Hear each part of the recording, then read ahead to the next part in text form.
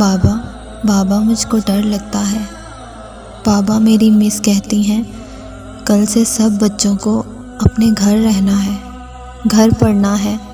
मैंने सुना है एक बड़ी सी काली मूंछों वाले अंकल बम लगा कर आएंगे, सब बच्चे मर जाएंगे।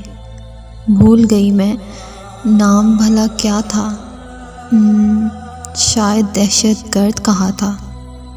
बाबा क्यों मारेंगे हमको? हमसे कोई भूल हुई क्या? हमसे क्यों नाराज़ हैं अंकल बाबा?